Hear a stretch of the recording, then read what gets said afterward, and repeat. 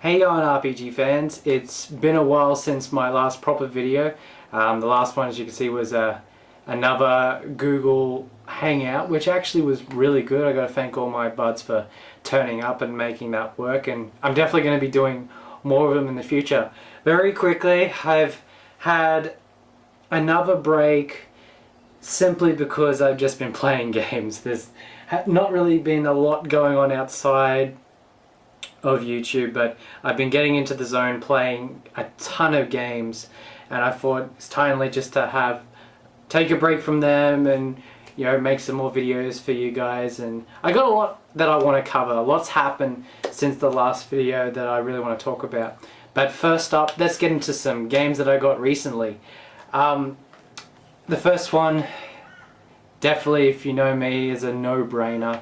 Everyone in the community and everyone in the gaming world who loves RPGs has got this, and that is Ni no Kuni: Wrath of the White Witch. Fantastic game, probably one of Level 5's best that they've done in a very long time. I hope that they get it in their heads that they are the kings of cell shading, and they bring us more cell shading gems in the future, on the PS4 and on various other systems. But and I'm a Studio Ghibli fan, so that was another nice bonus that helped me appreciate the game a lot more. And it was a great collaboration. It was a really good story. It was very simple, but I liked it nevertheless. I loved the characters. It's probably one of the best visual looking games on the PS3, but I'm probably going to go into that in the future. But really good game. Next game is another Level 5 game, and that is Inazuma 11 on the DS. Now, this was localized by Nintendo of Europe, and this never got a release in the USA, but very quickly, it's different. It's a soccer game and it's an RPG melded into one.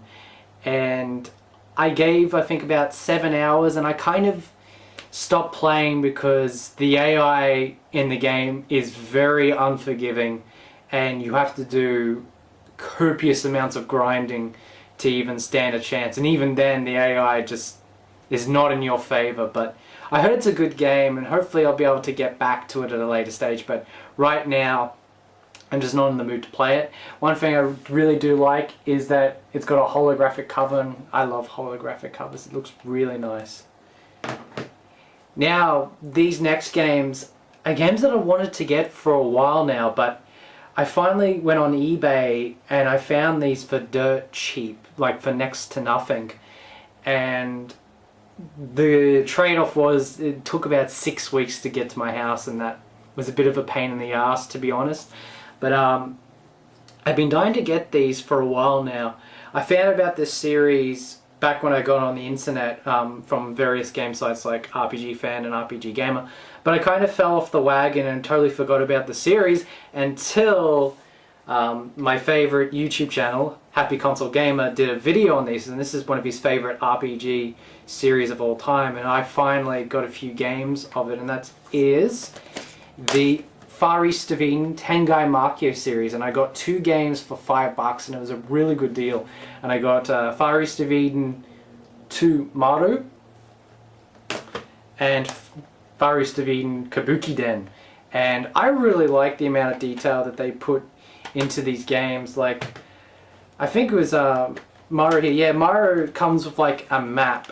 I'll just quickly fold it out for you, but it's really, really, really good, guys. This is a game that essentially was released in the early to mid 90s, and I love old games in Japan that they just go that extra mile to, really give it to the consumers. I know it's stuff that's kind of lacking, in this age, but I'd love it because they want to cut costs. They're getting to the age that they don't want manuals anymore, and it's a shame. But it brings me back to the time where developers would put time and effort into releasing their games with all sorts of goodies, And when it comes to RPGs, nothing beats a map, whether it be cloth or cardboard or paper. It's just nice to have that map of the overworld, and just, I know, even though you won't use it, you may or may not use it as a reference, it's still just a nice little tidbit to get you pumped up to have a great adventure in that world. So really cool that came with that. Now, very quickly, these two games I'm going to just quickly talk about are not RPGs, but they do have minor RPG elements in them. And I got these in a sale from EB Games, and they were going from 75% to 50% off. I thought it was a bargain. Very quickly, the first one is Saint Seiya Sanctuary Battle. If you don't know, Saint Seiya is a very popular anime in Japan. It also goes by the name of Knights of the Zodiac in the West. I've never watched the anime before, but I've known of it for years. And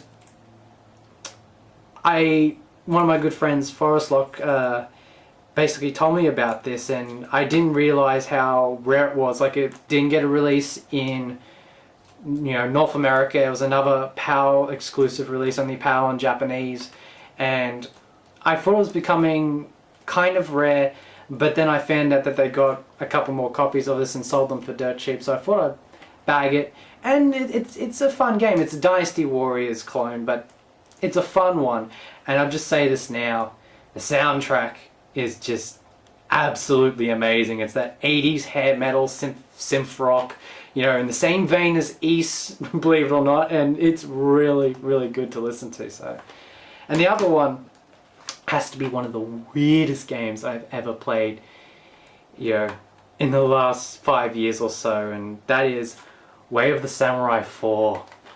Oh, this is such a weird game, but I'm a big fan of samurais and the samurai culture, and I've always known about the Way of the Samurai series, but I've just been waiting to get into it, so finally, when I saw this for half price, I couldn't pass it up. It's a really weird game. It takes about 3 to 5 hours to beat, and you're thinking, wow, that's short, but the replayability is just tremendous. You can just have a different experience. I think there's about 8 different endings, and depending on who you side with, if you want to be with the shogunate, or you want to be with the rebels, or you want to be with the foreigners, you have a lot of choices in the game. I will say some of the situations are just crazy, but I really had fun with it. The combat's really fun. What the extracurricular stuff you can do, yeah, it's a really good, but the storyline's just batshit crazy. I'll just say that now.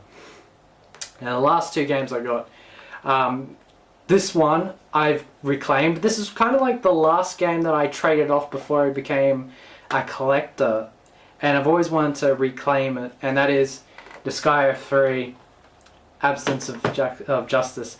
I'm not that big into Disgaea. I kind of am, but my love for Disgaea centers around the first game. For some odd reason, I never really liked 2. I mean, I beat 2. It's not a bad game, but the characters they introduced in 2 were, I don't know, I just didn't find them interesting at all. And as far as Disgaea 3, the characters are a little bit more interesting than 2, but I still like the original cast better than all of them combined, and I still need to play 4, but I'm just not in the mode to play a Disgaea game as of now. But I saw this for dirt cheap, and I thought I had to pick it up. And the last game I got, and it's really funny, lately I've been on a big original Xbox kick, because various secondhand stores in my town have been getting in a lot of Xbox games, and they've been selling them for like $3 to $5 a piece, and I think, wow. And I want to collect more Japanese series that are on the Xbox, because I think they're a rare sort of gem to be on the original Xbox. Games like Capcom vs SNK. I've been getting a lot of Tecmo, Team Ninja games, and I saw this, and I've actually been wanting to play this, but I totally forgot about it until I saw it in the store, and that is Jade Empire, and I got this for cheap. Sadly, it doesn't come with the manual, but like Inazuma 11, it's got a nice holographic cover. And I've heard really good things about Jade Empire, so maybe I'll put this in my Xbox soon and give it a go. So that was the pickups, and now for the various news stories I want to cover. First up, I want to give a shout out to my good friend Shintai, and if you don't know, we actually did a few reviews together. Well, first one was actually impressions. We did an impressions of the Ni no Kuni demo, so if you just want to listen to us talk about that, click here. Now the next one was amazing. It's probably the best collaboration I've ever done, and it was a review of E7 that I did with Shintai, and you want to see that, click here. And seriously, it's a really good review, and I will say this without a doubt, Shintai is one of the best reviewers in the community. He puts a lot of time and effort into making his reviews. If you haven't checked him out already, go do it. You know, just check out those 2 reviews, and if you like them, watch his other reviews. They're really, really, really good. Now, here comes the biggest news that I want to talk about. Now, if you've already know, if you're wondering about RP Gibberish, and I'm just here to say RP Gibberish is finished. We're no longer doing episodes, and I don't know, I just wasn't really feeling it anymore. Things weren't working out, but I think I made the decision most of all, you know, and I don't know, it just was going nowhere for me. That's just what I wanted to say. So we kind of made a decision to stop it. Just want to thank my co-host Ero for, you know, doing this episode for me. We had some great times doing those episodes, and definitely check out his channel if you haven't before. He's starting to post up some more videos, and I highly suggest you check him out here. But we're not going to close the RP Gibberish channel. If you still want to listen to old episodes of RP Gibberish, we're still going to keep that up for everyone to listen to. But as of now, we're not going to record any more episodes. Now, I was kind of in the mindset that I wasn't willing to do a podcast in the near future. However, that has changed when I got an offer from 2 really good friends of mine in the YouTube community, and that's Taylor Murugaru and Sushi, and they do the Power On podcast, and they offered me to be the 3rd wheel, basically, no, the 3rd host. And I said to myself, I really enjoy talking to these guys on Skype, and they have some really good topics that they cover in the podcast, so to be a part of that, I thought it'd be a great opportunity. So I thought I'd give one more chance into the podcast arena and, you know, be a part of Power On. So they've already uploaded the first episode that I was a part of, which was the games in 1995. If you want to check that out, click here. I'm really having a good time, guys, with Power On, so definitely tune in. It's a really good podcast. We've got a lot of interesting topics we're going to cover in the future, so definitely stay tuned. And I want to say very quickly to both Taylor and Sushi, thanks guys. It's been really fun so far, and I'd definitely say it's going to be fun in the future. So yeah, that's the main thing. So basically covered games I've been collecting recently, the reviews I've done with Shintai, and the switching of podcasts. I've got one more thing I want to cover, and this is the follow-up to this drama with Sega. As you've already watched, I kind of got a bit tad angry with what Sega was doing. I kind of was a little bit unleashed in that video. It was probably one of the first ones where I was legitimately mad. And recently, if you don't already know, the PR department in Sega of America has issued an apology, which really shocked me because I thought at this stage that they just didn't give a shit anymore about us. So it's really cool. The only thing I will say is it's nice that they've issued an apology, but they haven't fixed things yet. You know, they've said they're gonna try and fix the strikes that they had and, you know, restore some of the videos and so forth and so forth. It hasn't really happened yet, so I'm sort of on the fence. It's really nice that they've apologized, but I'd like to see them fix some of the trouble that they've caused. And the other thing that really irks me is, once again, it's Sega of America apologizing for the mistakes of Sega of Japan. And I'd rather see them apologize. Even if it's just them talking Japanese and they're translating it, I would like to see them apologize. I don't think it's going to happen though. But more than that, the one thing that I would desire from Sega more than anything than just an apology is to give the YouTube community guidelines, because it seems they're still blocking videos like Bayonetta, you know, and various other games. So I would like them to come out of the woodwork and say, hey guys, this is what we would like you to do to the videos, so we, you know, not infringing or anything. Now I know what you guys are saying, there is something called fair use. and it's good and it works to some degree. But when you're dealing with a company like Sega, I think it's best to meet in the middle and, kind of, do things their way a little bit so you can do what you want to do. And I just wish Sega would, what type of music are we allowed in, how much footage we can have of the review, because I was really angry that I didn't feel safe that I could do some of my more older Sega reviews. I want to talk about, Soleil, the Crusader of Senti. I want to talk about Story of 4. Eventually I wanted to talk about Shining Force. I want to talk about Phantasy Star. I want to talk about all those great games that I grew up with. And that drama kind of really, it made me sad, and it didn't make me feel like I had the freedom anymore to do what I wanted to do. So having them apologize kind of alleviate that, but it's not in the clear yet. The other reason I'm glad they're apologized now, this is a fault of mine, is I knew I said that I wasn't going to support Sega anymore and I didn't want to buy any of those games, but I kind of come off as a hypocrite because I did buy, or I should say I ordered a Sega game, and that is Sonic All Stars Racing's Transformed. And the reason why I got it is because I got it for my Vita. And the last thing I just want to say, RPG fans, you're probably going to see a lot more Vita content on this channel because I have just fallen in love with the system in a way that I haven't. No, I'm not going to marry it. I'm not going to do unspeakable things with my Vita, but I really love the system. I really enjoyed playing the games that I have so far. I beat Isel Setter in Japanese. That was tremendous on the Vita. I played Persona 4 the Golden for about 104 hours. That was so good on the Vita. It looked amazing.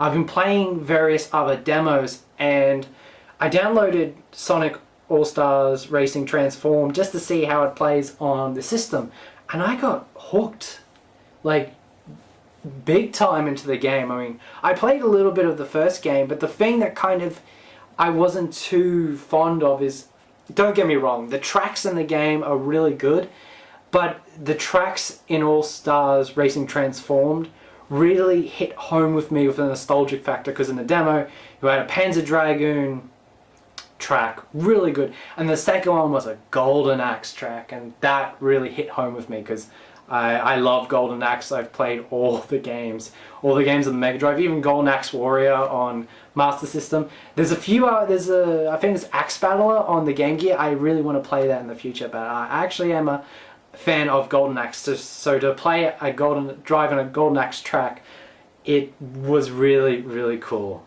And I said to myself, look, if this is really cheap, I'm going to get it. And I went on PlayAsia, and they were having a huge deal where it was a quarter of the price, so I just done.